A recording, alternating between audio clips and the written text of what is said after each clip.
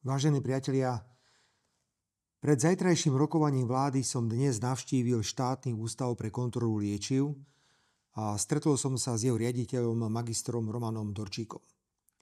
Potreboval som sa poradiť vo veci ďalšieho postupu, ako naložiť s vážnymi závermi znaleckého posudku o vakcínach proti ochoreniu COVID-19, ktorý na rokovaní vlády predložil splnomocnenec vlády, poslanec Národnej rady, doktor Peter Kotlár.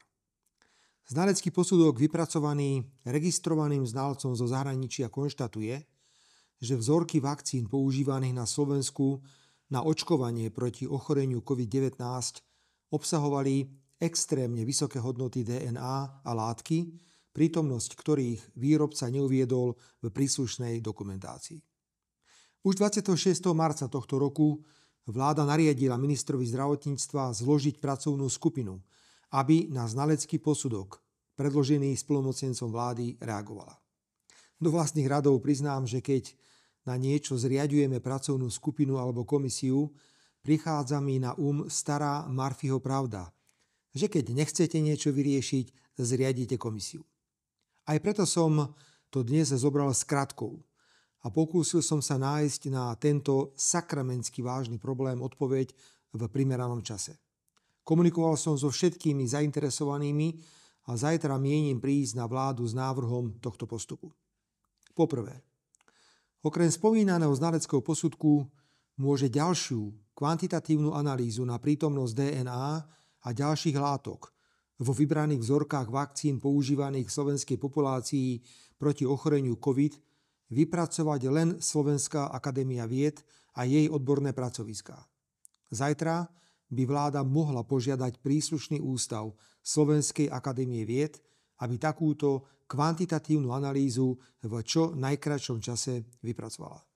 Po druhé, vláda by mala uznesením upozorniť občanov Slovenska na závažné závery znaleckého posudku, podľa ktorých sa v preverovaných vzorkách vakcín od konkrétneho výrobcu vyskytovali mimoriadne vysoké hodnoty DNA a látky, ktoré výrobca neuvádzal v príslušnej dokumentácii. Aj keď je v súčasnosti očkovanie proti ochoreniu COVID extrémne nízke, ľudia si podobné upozornenie zaslúžia.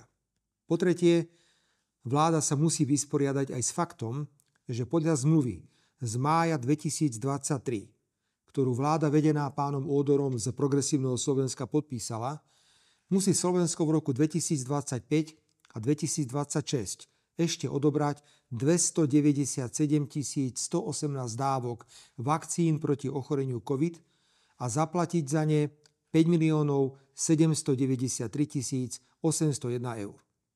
Ide práve o vakcíny od výrobcu, ktoré boli predmetom znaleckého posudku s vážnymi závermi. Som toho názoru, že vláda by do doručenia záverov ďalšej kvantitatívnej analýzy nemala od príslušného výrobcu odoberať ďalšie vakcíny ani za ne zaplatiť. Vážení priatelia, nechcem do tejto mimoriadne citlivej a vážnej témy vnášať žiadne emócie. Nie každý mal však skutočnú slobodu rozhodnúť sa, či očkovanie podstúpi alebo ho odmietne, ako som to urobil napríklad ja. A to verejne a opakovane. Ale prejsť mlčaním, čo vidíme čierne na bielom v znaleckom posudku, by bolo nezodpovedné.